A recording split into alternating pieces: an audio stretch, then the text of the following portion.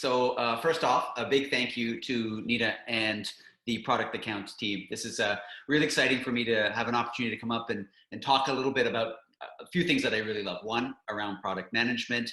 Two, around Diversys and some of the things that we're doing. And three, just the ability to get together and network with everybody and share. I think in these uncertain times, it's a great opportunity to be able to share and interact and learn from one another. So as Nita mentioned, if we can't get through all the questions today, feel free to reach out to me on LinkedIn. I'm always happy to talk about product management or give you a little bit more insight on Diversys. It's really exciting. So today, I'm going to spend most of my time talking about Diversys, the first almost 18 months that we've had in the company. We'll talk about some of the successes we've had. We'll talk about some of the challenges. There's been many of those, and basically a lot of the learnings I've had. I've talked to the team within the company and outside, and some of the things I realized when Nita asked me to go and do this was that I would do things, some things I would do the same, and some things I would do different. And I would really like to be able to share those with everybody. So with no further ado, I'm going to move to the sort of the next slide. And I thought the best way to start is to introduce myself. Basically prove that I'm not some schmuck over the street, that I do actually have some street credibility, and that I do know what I'm talking about when it comes to product management and software and starting a company. So a little bit about myself. As I said, Roger Barlow. I'm a computer engineer from the University of Toronto, and I'm also an MBA from McGill University, which is in Montreal, Canada. And likewise, I'm a licensed professional engineer. To be honest, though, I don't do much on the engineering side. I'm much more on the general management, and I leverage my MBA a lot more. But yeah, I did go through the trial by fire. I do have my iron ring to prove it and all of that. So exciting stuff. Beyond that, I've also lived in Japan, actually twice, as you can sort of see from the photo on the left. It's an old photo because I actually had hair at that time. I think it's probably 15, 20 years old. Like I said, I lived there twice. First time was as a software engineer for Toshiba in the mid 90s. And the second time I was there as an expat working for ATI Technologies, which is now part of AMD, which is one of the fastest growing tech companies in the world right now. So exciting to have been a part of that. I started off, as you can tell, from semiconductor design, chip design, and that was more of my core competency when I was in school. But I've sort of gravitated as I went to Japan, and I was doing field applications and design work, dealing with chipsets for notebooks and laptops and all of that, and desktops. I moved more onto the sales side.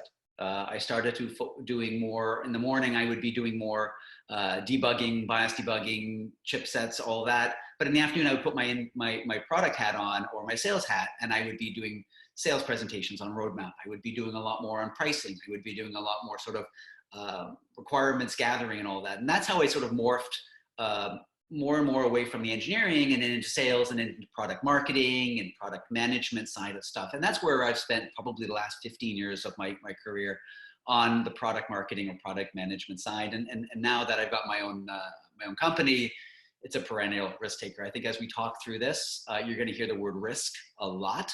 And it's a natural part of starting your own company. And so it's exciting side there. Likewise, I've also managed a wide range of teams across the globe, obviously in Canada, in Asia, when I lived in Japan, in Europe, as well as actually in Tel Aviv, which was a really, really exciting time. These were mostly product management groups, but I have managed a couple engineering teams, a couple sales and marketing teams and all of that. But moving into that, nowadays, I'm with my first startup, Diversys, really, really exciting times. And yeah, let me tell you a little bit more about this company. So Diversys stands for Diversion Systems. And diversion systems is diversion of waste, such as tires and electronics and oils and all of that stuff away from landfills. And that really is the dream of the circular economy. It's no waste. Everything is reused. And if you look at the image on the right, you can actually see how the evolution of consumption has moved. So historically, you would have the linear economy. So we would make stuff, we would use stuff, and we would toss it in the garbage and forget about it. Over the last, I don't know, what is it, like 20, 30, 40, 50 years kind of thing, we've started to move towards a reuse in varying degrees, where you would actually build something, you would use it, and then part of it would get recycled and part of it would be dumped to a landfill. Well, with the circular economy, it's all about reusing all of it. You make it, you use it, and then you take those constituent derived products and parts and you reuse them again so that you're in this circular pace. And the ultimate dream is actually for the circular economy is to have no waste at all. And that is what Diversys is all about. We are leveraging the goal of realizing that there will be no waste and everything will be completely diverted from landfills using technology, and in this case, specifically software. We were founded about 16 months ago, as I said, April 2019. Our first product is a B2B SaaS product called Diversys Pro, and it's specifically for helping producers who manufacture the product to report and manage their waste diversion, because that's where our tagline comes from. It's supply recovery proof. We track the supply of product into the market, the diversion or the recycling of the product, and you have to prove it. And an example I always use is that you can say that you're compliant with your taxes, that you actually filed your taxes, but without proof, without being able to demonstrate that you're actually compliant to this, you're non-compliant, and the CRA or the IRS or whomever will actually ultimately come after you. So our first product is focused on ensuring that these producers and the other participants in the circular economy are able to demonstrate not only the fact that they're compliant, but able to do this as efficiently as possible. And so there's a lot of complexity here. There's a lot of exciting aspects, and building a reverse supply chain SaaS solution that helps these producers do this is non-trivial. But it's a lofty goal. We find it to be very, very important. And we find that these companies, if they can operate a lot more efficiency, will ultimately make for a better planet. So today we've raised over 2 million. We're actually closer to 2.5 million that we've raised. We have a team of nearly 20 people focused on targeting on this real problem to solve. And it's really, really exciting to drive on this. And the fact that we actually raised so much money so quickly, one thing you'll see when I talk a little bit about the product is it's a double-edged sword. It was very, it helps, but it also can bring its own sort of problems with you. So I'll talk a little bit about that in a moment. So what are we really talking about today? And when Nita invited me to have this, do this presentation, I really had to sit back and I said, okay, what are the things that I think that I can bring to this conversation? And everybody on this phone bridge has a product management background. You've been doing it for a while. You're interested in the space. So I don't really need to go and preach to the choir and explain what and why we're doing product management. What I thought would be interesting would be to talk about the evolution of a startup and how did we go from the ideation or the concept of what we wanted to build, and then building this out for customers that we would say that are super excited for this solution.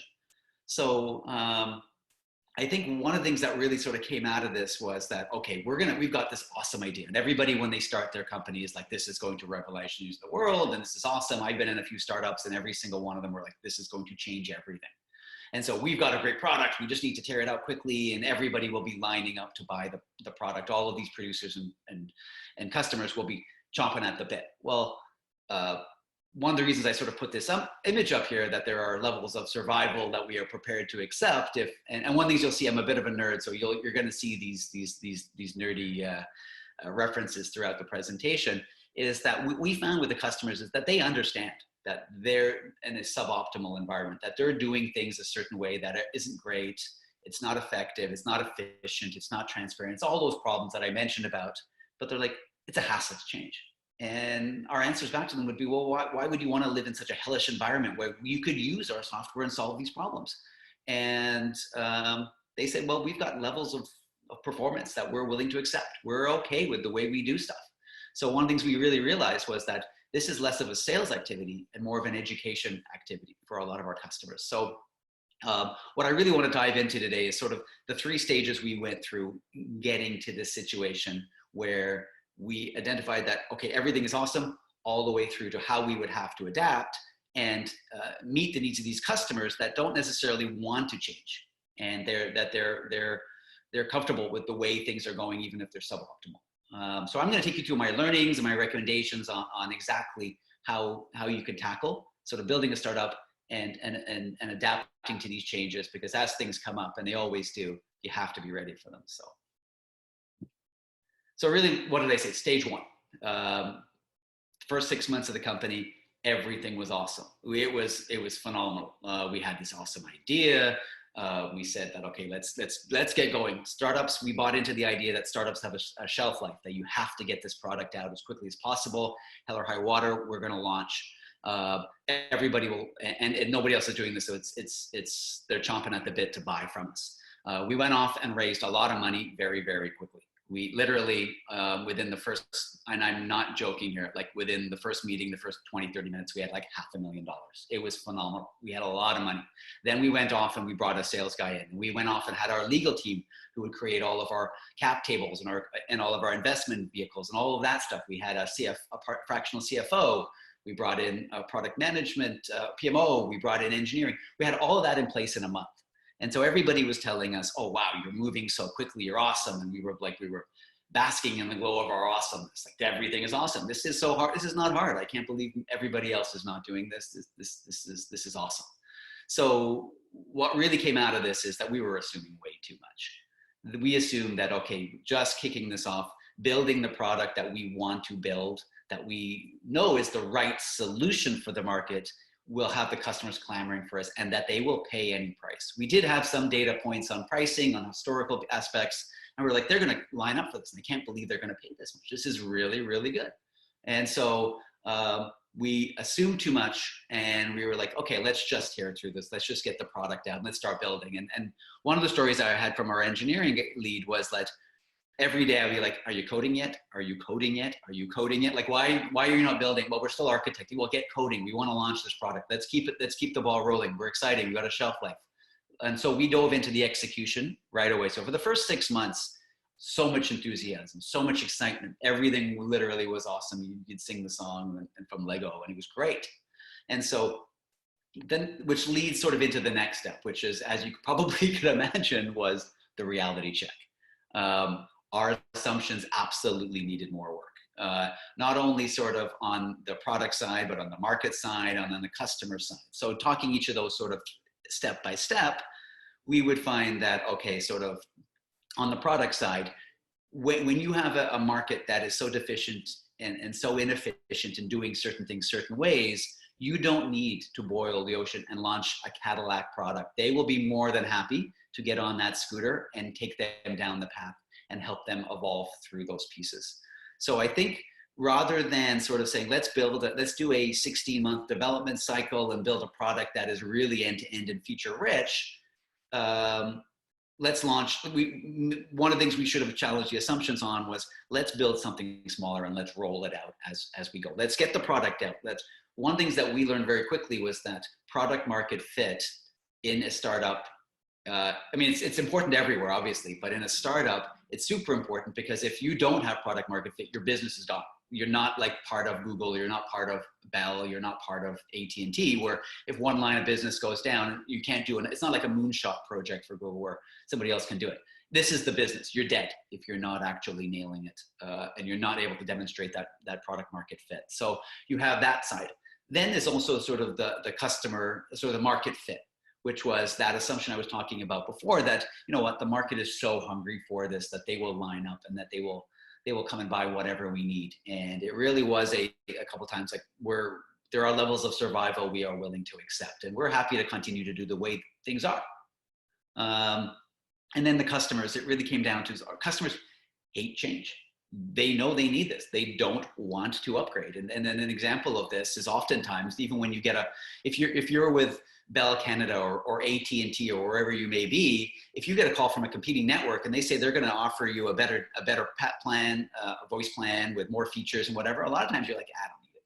I can't be bothered. Like, it's just, I don't want to change. It's a hassle. Things are going to screw up. All of that. So a lot of them were like, nah, not so much. So what we found was that we have to move away from selling and driving the features that we want to sell and focus more on education. I was on a call yesterday with someone, and I was taking him through our presentation for the first time. And like I think I went through the thing for like 30 minutes, and I was super excited. And he says, Roger, I can tell you're super excited. You're loving this. This is really exciting, but you need to stop selling. You need to stop talking about the value part. You need to stop pushing it so much and explaining why you're so awesome, and stop reinforcing it. just talk about the product, just explain why the product is. And a lot of times you're going to get it. Your enthusiasm is there, and combined with the fact that you're explaining, you're educating them on this, will be enough that you're not having to sell them, because nobody ever wants to be sold to. And that's where that the other reference, I don't know if everybody's going to get the Fight the Future reference, but this was also from a show back about 25 years ago. And what I mean by that is you have to fight the urge to sell the product, to start generating revenue. There's a huge pressure on startups to hit metrics, to generate revenue, to hit product count, all of these aspects. And that if you're just focused on closing customers and generating revenue and driving all those pieces, then the customer can see that you're more focused on hitting your metrics rather than solving their problems and helping them. So you have to fight the urge to put a pin in all of those metrics and focus on educating the customer, working with them and helping them understand why the solution will get there, and help them connect the dots themselves, and then they will come on board. And you talk to them more as a partner rather than sort of as a potential customer. And I think the other thing that we really realized is that you really can't do everything you want. There's so many features, there's so many products. Within the first 2 months, I think we had like 3 or 4 major products on the roadmap, and we're going to launch the first big product in the first year, and the second big product in the second year, and the third big product in year 3. And we're going to build engineering. Step back. Like let's not boil the ocean. Let's not focus on everything that we need to do. And we said, okay, we're going to put a pin in the other aspects, and we're going to focus on this first product we want to launch, Diversys Pro, and nail that and spend more time, as I said before, on the assumptions and the market fit and education and really messaging and tying all of those pieces together, rather than let's knock the product out and sell it. Let's knock the product out and sell it. Let's get into an agile development cycle. Let's get all this stuff built. You need to take a step back, because it's so important to really know that this is your one shot with this company, unless you're very lucky, and that you need to really nail it. And in order to do that, you don't try and do too much too quickly without validating your assumptions and really helping the customer. So that was a bit of a reality check, and it took us about 6 months, I would say, from probably around October to early spring of this year. We spent a lot of time sort of restructuring and reorganizing the team and building the right pieces and putting everybody into the right place, which led sort of to the third stage and driving in the muscle memory. And really it is where the training kicks in when the luck runs out. And like I said, in step 1, everything was going well. We were raising the money. We had all this enthusiasm. We had all this stuff great. All the players fell into place. That was a lot of luck. And so when things start to slow down on that front, it's your training starts to kick in. And then thank goodness that we were building software. Like if we'd gone down this and we'd done one of my historical products, like a semiconductor chip that we had gone off and taped out in Taiwan, or if we were building an IoT hardware device or something else, it would be a lot harder to adapt. And so with the software side, we were able to sort of structure a little bit more efficiently and focus on the key functionality and really ask ourselves the questions, what is MVP? What is the right MVP product that we need to be getting out the door? And MVP being minimal viable product.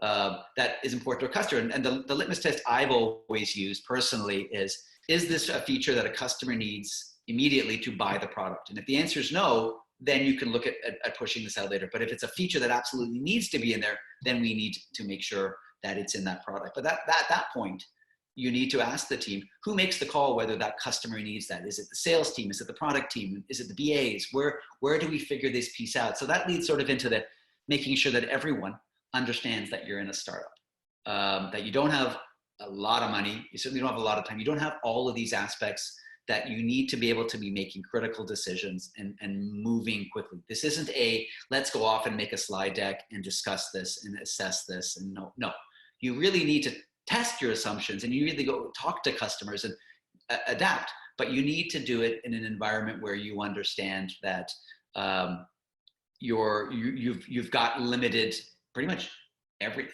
And I know at the beginning we were talking about, okay, you've got a lot of money, and you said you got 16 months of lead time and all that stuff. But keep in mind, right now we're now in the spring, so we've already gone through 12 months of this. We need to get this product going, and it needs to be the right mix of feature sets. So corralling the team, making sure that they understand we're going to launch date. We're hitting our launch date in September, hell or high water. It's got to go. This isn't one of those like where you work for Google and you can slip a little while, or Microsoft. These are dates that we need to hit.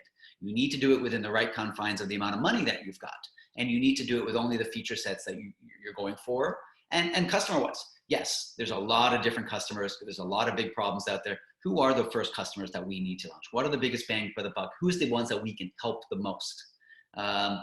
So we had to make all of those decisions. And there was a lot of sort of self-reflection and a lot of learning, I would say, in the spring timeframe of this year, and sort of getting structured for that piece. And what really came out of this is we can do a lot with a little. Like I said, we raised a lot of money early on, but pretty much from the spring onwards, we didn't need to raise any more money. We knew that what we had to get out the door, we knew what the milestones were, we know the core competency of talent that we needed to have in the company. And what that really means is you don't need a lot. If you just know who on the team you need, what the deadlines are, what the milestones are, and you're managing it carefully, and everyone is very talented, their muscle memory will kick in. So you can do a lot with a little. And so that was a great learning for us, which ties me sort of what are the key learnings, what are the key lessons that came out of this. Like I said, I think that was one of our first heart-stopping sort of moments. Okay, everything was awesome, graduating towards the reality check, and we know there's going to be many more of these. We know that a startup, the metrics are never in the favor of a startup. 80% fail within 3 years, 50% are gone in the first year. You need to be able to sort of adapt and learn from your mistakes and learn from your omissions quickly. And you need to get behind it and have a lot of risk. And as I mentioned before, you have to be a perennial risk taker. You have to be comfortable taking risk without all of the information you need. You're not sitting in an environment where you can go and put together a 20-page slide deck and present it to management and leave the decision to them, and it can take 3 or 4 weeks. This is a get on the phone or get in a Zoom, considering where we are right now with the pandemic, and walk away with decisions made and make it and say, you know what, I don't know if it's the right decision, but it's the decision, and we're going to have to go down this path and make sure that everyone, like I said on the other slide, understands the situation. We're in a startup. We've got to make these calls and do what you do best. Whether you're in engineering or if you're in marketing and sales or project management, follow your training, follow your muscle memory, and do what you need to do. Because I think one of the balances that we were struggling with was the fact that a lot of times they always say you can choose between time, money, and features. Cost, schedule, and features. In our case, I think we had all three. We felt that we had more than enough time to launch the product. We felt that we had enough money to do this, and that we could actually build the Cadillac solution. And what I realized is too much of all three of those is bad, because it takes your eye off the ball a little bit. It doesn't get you to ask the hard questions around what is the MVP solution.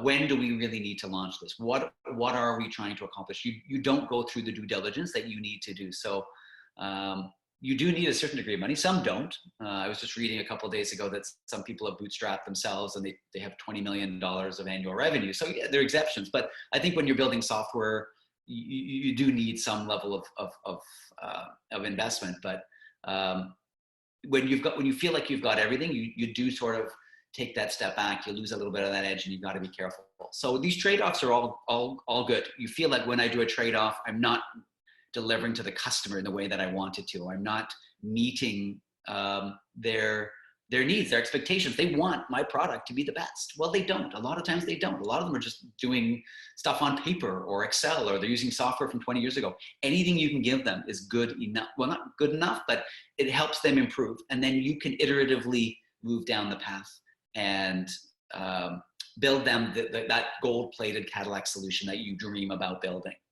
And so that's where sort of into the more haste, less speed. And I learned that phrase from my mother in Flemish, that it's all around, you have to move quickly. Because yeah, we are still in a startup. We are constrained to finance and time and stuff. But if you move too quickly, and if you get too confident and you just sort of drive it a little bit more aggressively than you should, you find yourself taking a step back like we did. We ended up saying, okay, like in the spring, okay, we moved too quickly. We made too many assumptions. Let's take a step back. Let's more haste, less speed. And I would say the last 6 months have been phenomenal. We've been really, really strong at that. And now we know what we're launching, when we're launching, and it's going down that path. And the key, one of the key cruxes around this is that, as it says, their customers don't want your product. They don't want to change. They're doing the way they do it today. Any change to their business oftentimes is a pain for them. It's up to us as B2B SaaS providers to educate them why they need it. Not sell them on it, but educate why they need this solution and help them get to the conclusion that, yeah, you're right, this is a solution that helps them. And all markets are different and everyone's a little quirky, but what's great about our space is that a lot of our customers have said to us, you know what, I don't necessarily need to know what's under the hood, which is, for me, it's unique. I've dealt with companies like Samsung and Apple and Panasonic and all these tech companies, and they always wanted to know what's under the hood. Here, they're like, we believe in what Diversys is doing. You're solving a problem for us. We now understand why we need our solution. Let's just help me execute to this. So I think we've done a phenomenal job over the past several months of really sort of instilling confidence to our customers that we're not selling to them, we're partners with them, that we're building a long-term roadmap with them. We're helping them accomplish their goals, which is all around sort of creating this circular economy. And so really, really good place right now, on the cusp of signing multiple customers over the next few weeks, months. So the ball has rolling and it's going very, very well. So overall, it turned out to be a very good story. The one thing I always do personally that I need to avoid is comparing myself. I'm always on LinkedIn. I'm always reading these articles about how these, like I said, people bootstrap and they were able to create $20 million of ARR, like annual recurring revenue, with no investment, and they own the home company. Every company's different. And so what I've realized is you need to sort of be who you are in your own approach, in your own business, grow it the way that is unique to your space. In our case, we're doing B2B global SaaS for all waste streams in all markets. What does that mean? That's very different than if we were building a gaming app or a social media app, or if we were building a Salesforce plugin. Each of these are different. So don't feel like you should be comparing yourselves to the market, because it's not a recipe for success. If you have your plan and you have your strategy and you have the right team, you will get there. And that's what I'm quickly realizing. It's really exciting. And so the one takeaway I would leave everybody here is that, yeah, the only mistake in life is the lessons not learned. And we have learned a lot of lessons over the last year and a half as a team. And it's really, really exciting. So that is my slide deck. I have no concept of how much time has passed. So I don't know if I was way over or way underneath. Good. You're right on track, Roger. There's one comment that came in, and we have a couple of questions after that. The first one is from Terrence. 0.05% of companies raise VC money. Those are the ones that get in the news. Ignore the rest. Success bias. You're doing a great job with $2 million raised. Thank you. That's great. So, Roger, let's jump into a couple of questions. I know we'll have more come along, but I'm going to get started with one of the ones I had. The advantage I have as being the chair. So I love that reference from, you guys kind of scope down from building a Cadillac to building a scooter that gets the job done. And then, the goal is to have a roadmap towards the Cadillac in the future. What are the strategies that you use to figure out how to scope down? Like, how did you guys prioritize from all the things that you had on the plate to the key ones that you decided will drive success for you? Yeah, that's a great question. So really what we had to do it was a two-prong approach. We realized we didn't have the right structure in the organization to really go and talk to the customer or to really understand the market. And we were just sort of doing assumptions. So one of the first things we sort of said was, we're going to go off and restructure part of our product team. Because as we know, with product management, you're really around sort of market research and then strategy and execution and go to market and sustaining.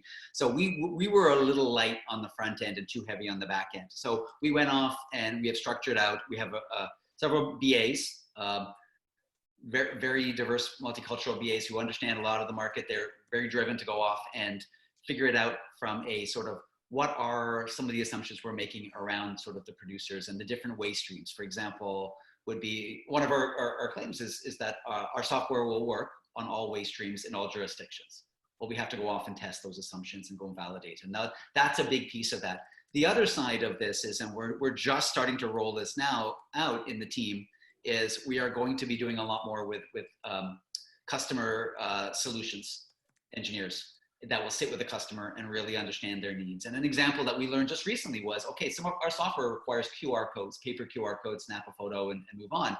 Well, paints have told us that, look, well, that's problematic when paper and paint don't work well together, or iPads and paint don't work well because it's dirty, right? So we've gone off and we're going to be spending a significant amount of time sitting with these customers, really understanding where are their priorities, where are their pain points. So we're going to look at it from a top-down and bottom-up approach that we have not historically done a great job of. But yeah. Amazing. So we have a question from Moshe. Hopefully I said that name right. What validations did you do before starting the company? Based on what you described, it seems that some of the validations were done afterwards.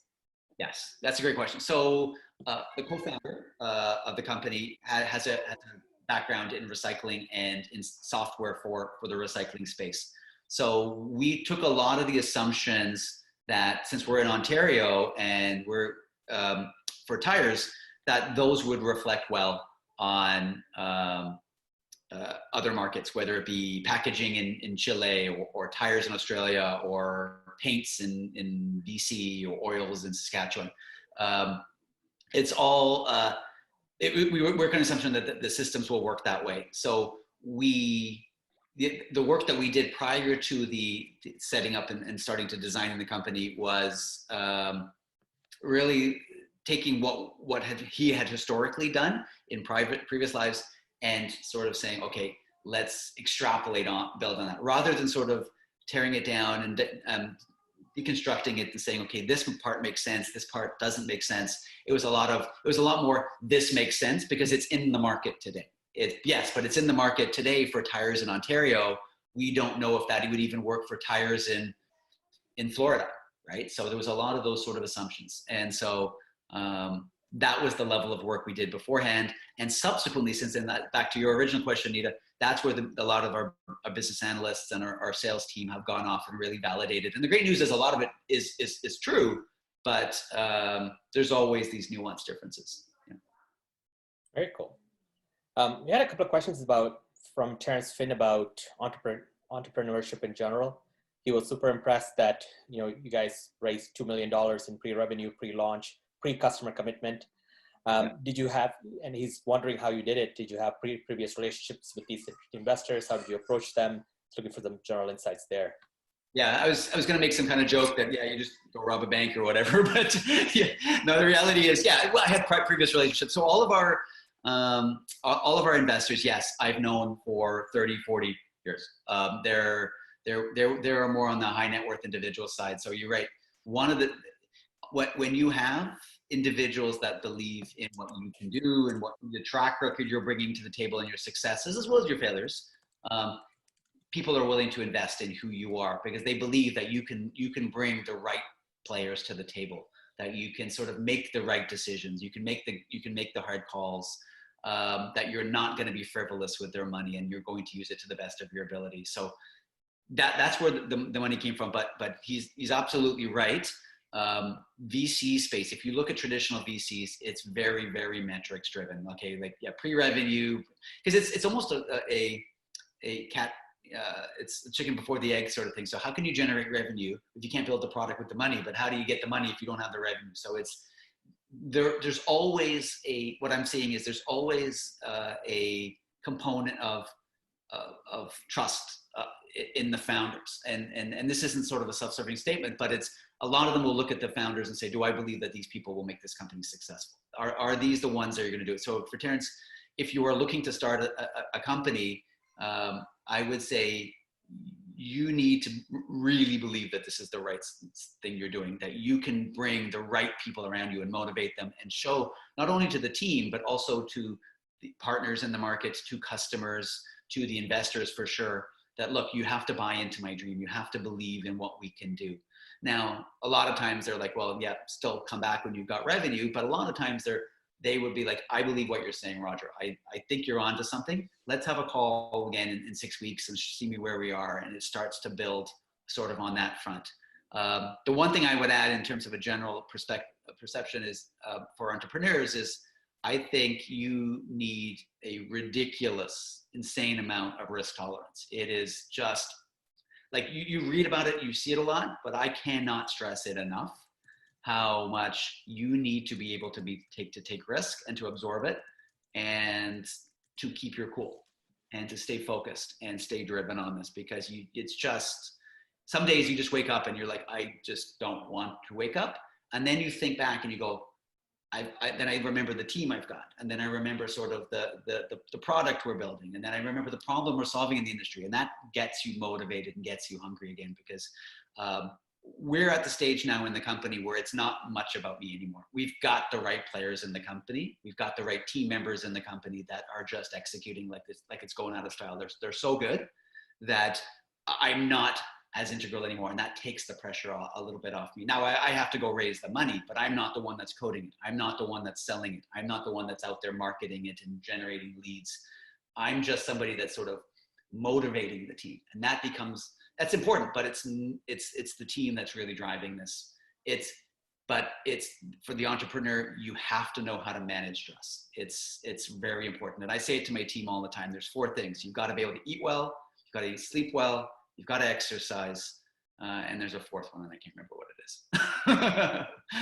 But yeah, those there was it. Eat well, sleep well, exercise, and manage stress. The one I was talking about all the time. So those are the 4 big pieces. And if you can't do that, you have to figure it out before you do it, before you do this.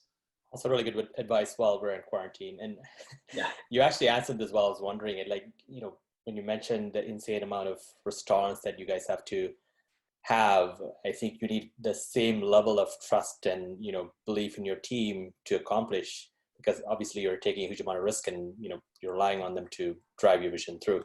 Yes. And that ties back to sort of some of the other comments before, to make sure that the team understands where we are, because I was saying it just today to a few of the team members.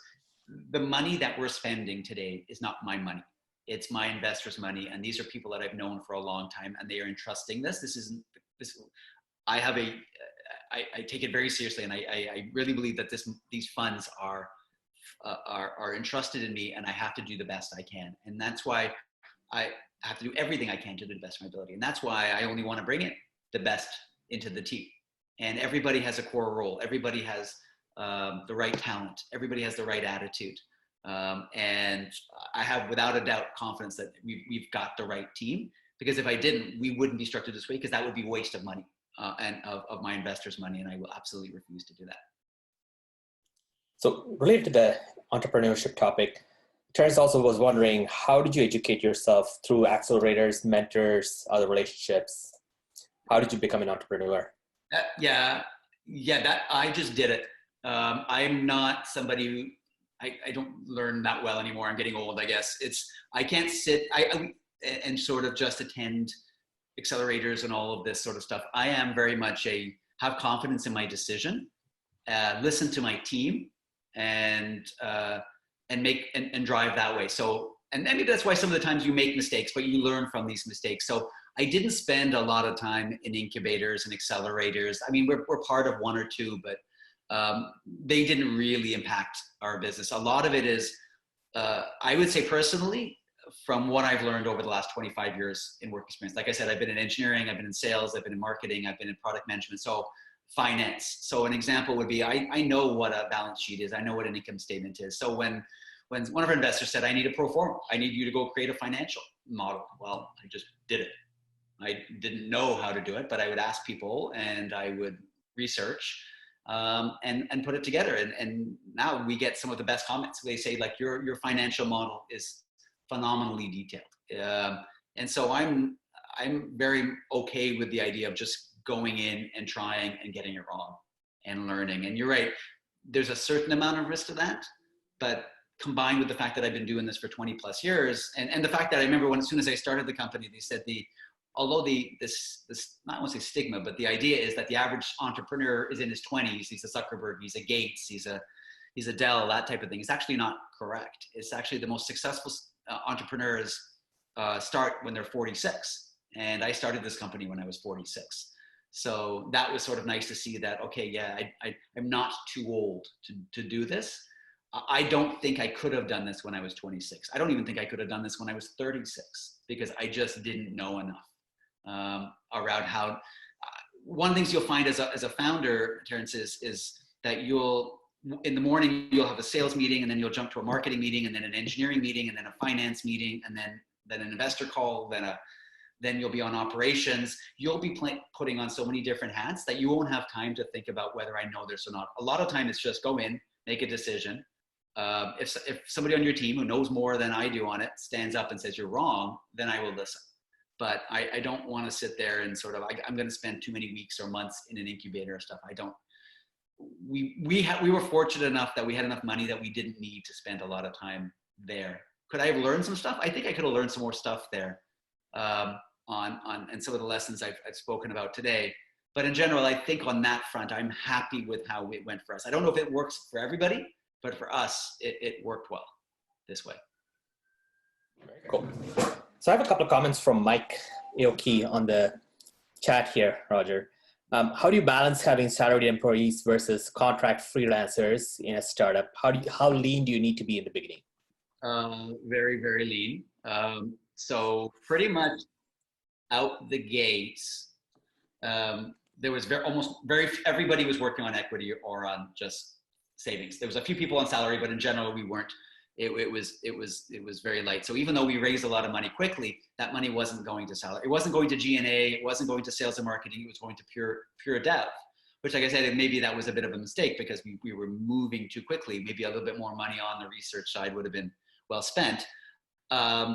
We are now just on the cusp of, because what's interesting about startups is that, yeah, you got to do the trade-offs. Where do you want to spend the money? And one of our early trade-offs was, yes, let's get the engineering piece going, and it's going to cost us on other areas like salary, on building and buying an office and all that. And as it turned out with COVID, it was actually pretty good. We don't have an office. Everybody works from home, and everybody I've spoken to on the team much prefers that.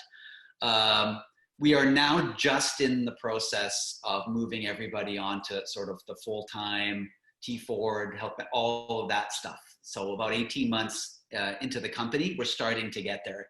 And what is amazing about the team, and I've said it to them many times, and I'll say it again, is that it's not going unnoticed that they are sacrificing a lot of risk. Their time, because this company is not guaranteed to succeed, that they're giving up a lot of benefits and a lot of these aspects.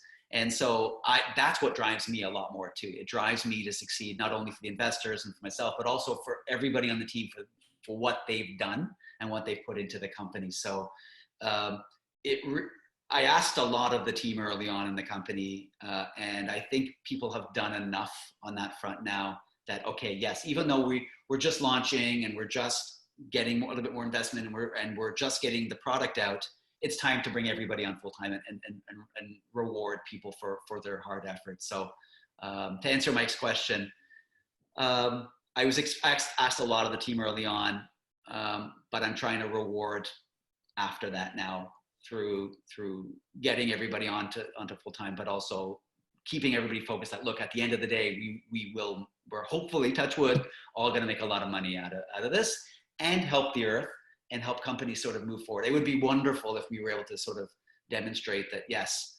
all of tire recycling in Texas were to be done using Diversys software. And because of that, we were able to divert an extra 30% of tires or oil.